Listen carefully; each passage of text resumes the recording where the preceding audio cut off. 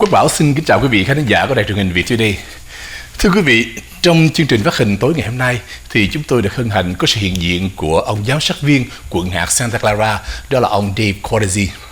Ông đến đây để trình bày cho chúng ta một số vấn đề liên quan đến những diễn biến gần đây nhất, cũng như trả lời một số câu hỏi của quý vị khán giả mà chúng tôi đã chuẩn bị từ trước. Và thưa quý vị, hiện diện trong phòng thâu ngày hôm nay có sự hiện diện của ông Dave Cortese. So, hello, Mr. Dave Cortese.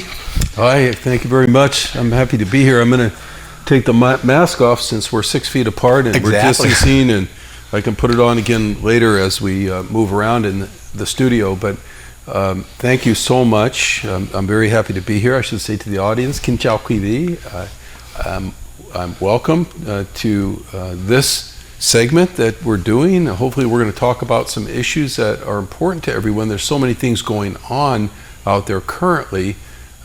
It's hard to fathom, hard to imagine, you know, here in California and maybe even in the United States of America in 2020 that we would be facing some of the things that we are facing. I've had people in the community starting in March ask me, has this ever happened before? You know, maybe for first time too, right? Yeah, first time for so me like too. People who you know were immigrants to the country, or people who haven't lived here very long, or young people, you know, asking me, have you ever had to shelter in place before? Is this typical? Or, you know, now of course with the fires, it's not typical. It's sure we've have fires, but you don't normally see 400,000 acres, you know, burn at one time. Yeah. And, some of the other things we've seen in the community, of course, have been very, very challenging, economically as well as health-wise, and even social unrest. Okay. So it'll be interesting talking about some of those things. Yeah, exactly. Today. So first of all, on behalf of the Vietnamese television, so welcome to you. And here, this is my our biggest Vietnamese television in the Bay Area. So I don't think like in 15 or 20 minutes we have enough time to answer all the questions that we have, but hopefully we can do that. And if not, so we may do another interview. Okay. Sure. So before we jump up to the question and answer, so I wonder, do you have any issue or anything you want to express to any Vietnamese audiences tonight? Well, I just want to say to everyone out there, thank you for being such good citizens, good residents of this area. The Vietnamese community has been such a huge part of this community since, you know, 1975, and you know, I know that, and I believe that with my whole heart, that the Vietnamese community has been an extremely important part of the success of this region that we call Silicon Valley. By and large, very hard-working people and community, and right now a community that's helping set a good example, following the rules, you know. So how long have you been working with the Vietnamese community? You know, it really goes back for me into the early 1980s, because at that time I was a private business person. My family had been here for 2 generations. My grandfather was an immigrant here in this country, and he had established himself by working hard like so many Vietnamese people do now. And he, you know, had some assets that he left that I had to try to take over and straighten out. And one of those assets was a business that had been a car repair business. Okay. And you know, a Vietnamese first generation business person came to me and said, you know, I'll never forget how he put it. He said, you know, Mr. Dave, you know, everyone used to call me Dave. He said, Mr. Dave, he said, give me a chance. I want to operate this business, because it had been vacant for a couple weeks. And so I said, well, he wanted to lease it. I said, well, rather than lease it or rent it from me, why don't we be partners? So we became partners, you know, with the Vietnamese American family, right? That it was a wonderful and beautiful thing. You know, he made money. He put a daughter through medical school, a son that went to law school, and another son that became an engineer, and you know, became a homeowner. He had a successful life. Unfortunately, he passed away a couple years ago. His name was Trac Vo, and but what a wonderful experience over many, many years. He used to come to wish us. He was Buddhist, but he would come with his family to Christmas holiday, you know, at my grandfather's house. So when you have that kind of, I'm a relationship person. When you have those kind of relationships, early in your life as a young man, it sticks with you. And then later on in politics, I felt like I had a very close relationship with the Vietnamese community and a very close bond. And I've tried to stay with the community and stand with the community on issues over the years. So what do you think about the Vietnamese food? You like that, or Oh yes. what is the most thing you liked? Don't say pho. No. You try a lot of dishes. Fish. I love fish, and almost any kind of seafood is good. And Vietnamese restaurants, especially really good restaurants, they do a great job with chicken for people who are not vegetarian, and they do a wonderful job with vegetarian dishes. My wife is vegetarian, so we get to enjoy the whole thing. I got to start the first Vietnamese county senior nutrition program over on Story Road. No wonder. We started it 3 years ago, and it's all vegetarian because there's no other county senior center that serves vegetarians. So anyone who wants vegetarian goes to that one. Okay. Now, so we go to the questions that I just collect for within a week. The first question I'd like to ask you is, as a small business, so do they get any support funding to help from county during COVID-19? Yes, there is help. And one of the things that we've done is for small businesses like restaurants that lease their premises. Tôi rất hân hạnh được làm việc với tổ chức SBDC, tức Small Business Development Center, tức Hiệp hội Phát triển các doanh nghiệp nhỏ cho các cơ sở thương mại nhỏ trong quận hạt Santa Clara, với những chương trình loan trợ giúp với tiền lợi thấp để vượt qua giai đoạn dịch bệnh khó khăn này. But we also have the Small Business Development Center, which the county funds, and they take money like Small Business Administration money, federal money, stimulus money, and they know which banks are banking those loans, and they can help connect people, small business people, to those banks that are doing those loans with federal stimulus money or grants like Paycheck Protection Act. So we're hoping for more federal stimulus money because people are still struggling right now. But yes, we are involved with that at the county, and I'm proud of the fact that we started that Small Business Development Center a few years ago. Okay, so if talking about a Vietnamese business, so I'm sure that you know Grand Century Mall, right? Grand Century Mall is this very famous Vietnamese spot in San Jose. I think since middle of March or beginning of April, the mall is closed. So all the business owners, they don't have to do anything. They have nothing to do, but they have to rent. They have to pay the rent. The last month, they since the government they let them reopen, but the outdoor. Some business they convert to the outdoor services like restaurant, retail store, but some they cannot, like jewelry store. How can they sell outside? So if that thing happens, so what do you suggest? They still pay the rent to the owner, the landlord, but they don't do business. So what do you suggest? Yeah, that's a difficult situation, and you can get stimulus money to cover your rent, but that's been running out lately, and we're trying to get the Congress to put a bill on the president's desk to sign called the HEROES Act. HEROES Act would provide rent relief and landlord relief. So both the landlord Trong lệnh cấm trục xuất đã được ban hành, trong đó có phần các cơ sở thương mại có thể được trả tiền thuê chỗ chậm 6 tháng và chỉ trả 50%, và sau đó trả đủ 100% sau đó 12 tháng. Another thing I want to say that's important to clarify is that on July 13th, last month, the county approved those businesses to reopen indoors, even salons, hair, everything.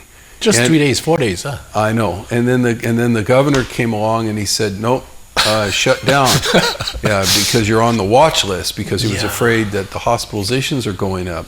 But in this county, the hospitalizations were already low. So even though they went up, they're still far below other places like Los Angeles or other places where they were having a big surge. So we felt like it was a little bit unfair, and we think our rules are good. We think with the right PPEs, the right protections, like we're doing here, we're distancing, we both have masks, we have sanitizer out in the front here, you can wash your hands. why shouldn't the business be open? And so we'll keep pushing for that. Yeah, like, I'm news anchors. I do the news every day, and I know the numbers every day. But when I heard that from the governors, they say they just reopen it. I'm very happy. But only 3 days they close again. So based on what they make the decision? Based on the numbers increasing or? Yeah, the state, the governor created a formula that says, if your hospitalizations go up a certain percentage, and if your mortality goes up a certain percentage, and other different categories, they look at how many intensive care units you have, that you go on a watch list. And so a watch list means they're going to temporarily call timeout until you can reopen again. Unfortunately, I think the formula works better in places where they've had more severe problems than we've had here. And the reason we haven't had severe problems here, it's not because we're a lucky county or because the government's particularly special. It's because the people here have taken this very seriously. Our residents have tried hard and worked hard and followed the rules and shut down their businesses. Yeah. And I think they should be rewarded for keeping the transmission rate on the virus down. You have to do a certain amount of testing to get off the watch list. We did that. They said they wanted us to have 300 contact tracers to trace the disease. We have 900. So we've done everything they asked us to do. And honestly, I would like to see the governor look at this county and Silicon Valley and say, the formula doesn't fit Silicon Valley very well. We have done well here, and they should allow our commerce to open up again. So based on your position right now as the Santa Clara County Board of Supervisors, right? Can you estimate when Santa Clara County will reopen in or outdoor again for all the businesses? I think it's going to be a couple more weeks, because even if we come off the watch list tomorrow, they want us to stay off of it for 14 days, which is pretty strict, pretty severe. But after that, we should be able to stay off of it. We really should. Some people fear when we get toward the end of the year, when there's a lot of different holidays and people are mingling more, and maybe there's coughing and sneezing because of the regular flu or colds, that somehow the virus might surge one more time. But for now, I think we have done a good job. We can't let up. Everyone still needs to wear their mask, but we've done a good job following the rules here. And I think when you ask people to follow the rules and they do it, you have to give them a little reward. There has to be a payoff. Yeah, exactly. That's fair, right? Right. Okay. Now we're talking about the school. Okay. So talking about school, so do we have any plan or solution through the year for school? Because right now, distance learning is sometimes good, but sometimes it's tough with the parents. So some parents, they are working right now, so the kids maybe stay alone, would stay with their grandpa. Or even the parents still stay home. They cannot help the children because of the technical, how to use a laptop, how to use everything. So what do you suggest to that? Well, a lot of the school districts right now, there's about 30 school districts in Santa Clara County, separate districts, and they all have separate school boards. And so each school board decides if they're going to do distance learning or if they're going to apply for a waiver through the public health department to open up. About 20 of the school districts have applied for waivers to open up. So the other 10 don't even want to try to open up. The challenge is exactly what you said for distance learning. Fourth graders and fifth graders, 15 years ago, they were the ones learning how to use laptops or computers faster than their parents. Yep. This generation of fourth graders and fifth graders, they've always had the computers around, but they never. Cho đến hiện tại thì các em học sinh đều học online qua hệ thống Zoom. Chúng ta cũng nên trách với các em về homework khi Zoom. Hãy để ý các em có tập trung vào thầy cô giảng bài, hoặc đôi khi các em lại chơi game trong khi Zoom. But some of them are having trouble keeping their microphone on, or it's technical stuff. And the teacher has to stop during the middle of the class. I recently talked to a fourth grade teacher that told me this. He said it's so difficult because all the other kids are waiting, and you have to stop for one and try to help them with their technical problems that they're having, so you don't leave them behind. And then there's 15,000 households in Santa Clara County Chúng tôi cũng đang làm việc ở văn phòng giáo dục của quận hạt. Trước mắt, đã cung cấp dịch vụ Internet cho các em. Quận hạt đã chi 7.100.000 Mỹ Kim để cung cấp những hotspot Internet và laptop cho hơn 15.000 học sinh, tức là khoảng 9.361 gia đình trong 31 học khu trong quận hạt. So that costs extra 7.1 million for that? 7.1 million. It does include some devices. I don't know where every single one of those neighborhoods are, but you and I can both think of neighborhoods where there's a little more poverty and there's a bad signal. Yes. At the same time, the parents have no way to get those kids. Remember, the libraries are closed right now. The community centers are closed. So where does your child go to do their studies online or, by distance if they don't have a connection? So these are things we've been working on, and we're trying to make it better, but what will be best is when we can get the kids back in school again, they can have a teacher standing right in front of them like normal and do their lessons. The next question is, I think that this is the question I get a lot of from my friends, my employees, talking about unemployment benefit. So I receive a lot of questions from unemployment who get the EDD benefit from California, and if they get over $100 per week, so they will get extra money fund from federal, $300, something like that. But what happened to the people who get less than $100 a week? And I know that numbers is around like 5 or 6% of all the unemployment people. So what happened to them? So what do we do to help them? Yeah, you did explain very well. If you don't have at least $100 in local state benefits, then you're disqualified for the federal benefit, which is $300. So not only are you not getting the 100 from the state, you're not getting the 300 either, right? Yes. And for those people, I would say, please contact the county. You can contact my office. The number is 408-299-5030. And we can, what we can do is connect those people up with county social services to see if they qualify for direct benefits from the county. The county does provide cash benefits for people who are temporarily struggling or in poverty, and that can go on for as much as 2 years, but it's very important to contact us so my staff can then refer you into what we call social services and get that taken care of. Can you give us a number again, is please? 408-299-5030. And we do have a multilingual staff, and Te Vu Nguyen, he's there. He can assist people in Vietnamese language. Okay, so give me a second, let me explain that.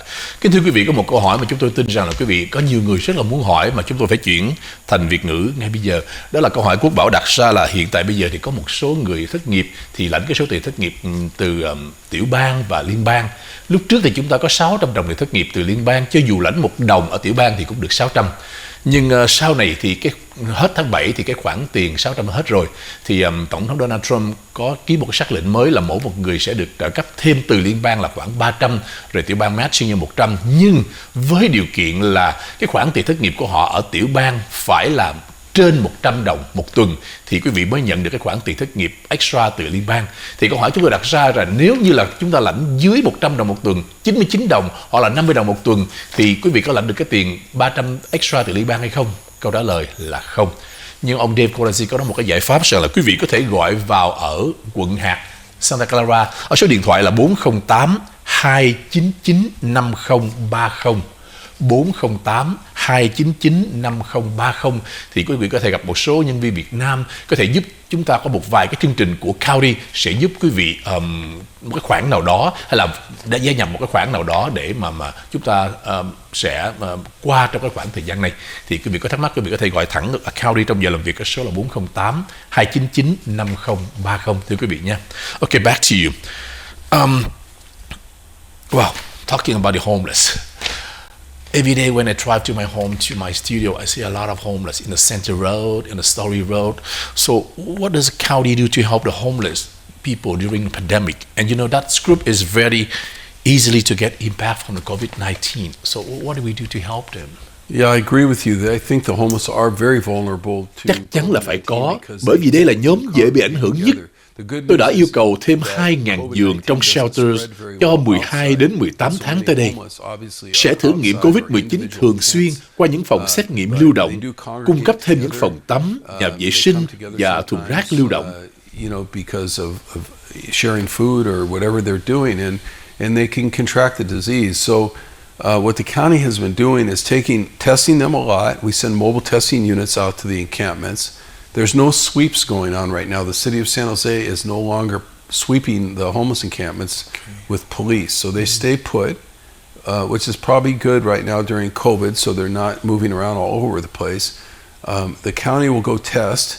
Anyone who tests positive gets quarantined in a particular area. They either go to a motel or to the county fairgrounds. There's a shelter there. The county, on top of that, has secured about 700 motel rooms so far and have been moving other vulnerable homeless, even if they did not test positive, but maybe they have an immune deficiency, or maybe they have some other vulnerability to the disease, even age. They can move them to a motel room. Frankly, we should have been doing these things to shelter the homeless all along, because we have over 7,500 homeless out there, and they're not sheltered, and that's a big problem all the time, not just during the pandemic.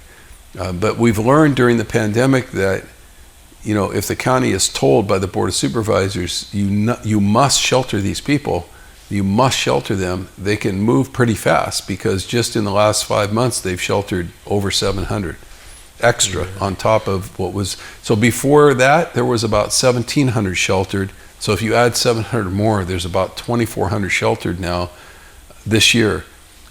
But we still have a long way to go. Yeah, I agree with you with that. Yeah. The next question is, do we have any program for low-income people or family who get affected by pandemic to get some kind of food stamp or free meal so they can buy food with special coupons or with affordable prices? Yes, also a good question, and I know you gave the number out to my office earlier. You can also go on my website, my county website, which is supervisorcortese.org, and there's all kinds of COVID relief buttons you could click on there to get help. Some of the help is through the Community Foundation. Some of the help is through other local nonprofits. And as I mentioned earlier, the county has a social services department, a big agency that provides money. Some of it comes from the state for people who. Quận Hạt có những chương trình trợ giúp và phục vụ thức ăn cho quý vị cao niên từ 60 tuổi trở lên. Những chương trình food stamp để mua thức ăn, và có nhiều chương trình phục vụ như bữa ăn cho những người vô gia cư hoặc những gia đình cần đến.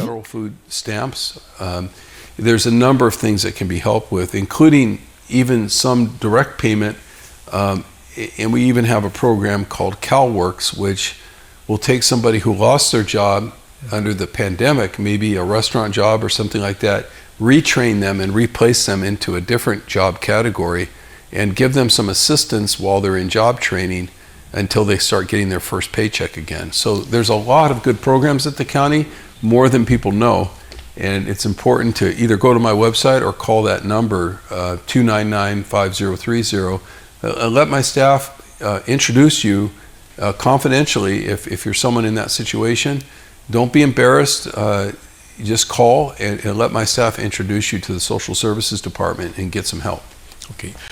Kính thưa quý vị, chúng tôi có một câu hỏi rằng là nếu như chúng tôi hỏi cho bên quận hạt County có những cái chương trình gì mà có thể giúp đỡ cho những người low income, có những cái food stamp hay có những cái voucher hay là có những cái coupon mà mình mua thực phẩm với cái giá rẻ hay không, thì ông Dave Cortese nói rằng nếu quý vị có những cái nhu cầu đó thì quý vị cũng có thể gọi vào cái số mà chúng ta đã đưa quý vị, đó là cái số 408-299-5030, đó là số của văn phòng quận hạt Santa Clara. Thì ở đây có nhiều nhân viên, đặc biệt là nhân viên Việt Nam, sẽ giới thiệu cho quý vị những cái chương trình nào phù hợp để mà giúp quý vị điền đơn, cũng như là giúp quý vị tham gia vào những cái chương trình đó. Thậm chí nếu quý vị có thể mất những công việc làm nào đó thì có nhóm Việt Nam ở trong quận hạt County cũng sẽ giúp quý vị có thể có những công việc tạm thời chúng ta làm để qua cái khoảng thời gian Covid-19 này, thưa quý vị nha. Số điện thoại đó là 408-299-5030, thưa quý vị. You know, time is running out, so for the last couple of minutes, so I'm not sure if you have any message or anything you want to share to the Vietnamese community before we say bye. Well, first of all, thank you for having me. And, you know, if this pandemic goes on and we have to continue dealing with this, I'm happy to come back and update the community later on sometime. Chúng tôi xin cảm ơn Đài đã tạo điều kiện cho chúng tôi trình bày những vấn đề trên. Nếu quý vị cần sự giúp đỡ, xin hãy gọi cho văn phòng của nhạc của chúng tôi. Nhân viên sẽ rất hết sức ân cần để giúp quý vị. Và xin mời quý vị theo dõi hoặc có những câu hỏi, xin hãy gửi về những chương trình hội luận của chúng tôi vào mỗi chiều thứ Bảy từ 3 giờ đến 4 giờ. Xin cảm ơn quý vị. I haven't seen my parents. My parents are still alive. My father will have a birthday next month. He'll be 88 years old, and I have not seen him since early March, face to face for a conversation. Please say happy birthday to him. Yeah. So thank you. So it's, you know, we're all in this together. We're all victims of this pandemic, but I think the science and the medicine is going to give us a breakthrough soon, and we can get back to our lives as normal. In the meantime, thank you so much for everything you do to help this be a great community. Thank you so much for your time being here to answer those questions, and I hope I will see you again for another TV interview. Thank you so much dear. too. Yeah. Thank you. Kính thưa quý vị, vừa rồi thì chúng ta có dịp gặp gỡ giám sát viên của nhạc Santa Clara đó là ông Dave Cortese. Ông ta hiện giờ đã có một vài câu trả lời quý vị, thì hy vọng rằng là nếu có dịp thì ông sẽ trở lại với đài truyền hình VOIVE và sẽ có trình bày một số vấn đề tài khác liên quan đến những cái cập nhật trong đời sống của chúng ta. Một lần nữa Quốc Bảo xin cảm ơn sự theo dõi của quý vị. Hẹn gặp lại trong chương trình Talkshow kỳ tới. Xin chào quý vị. Thank you.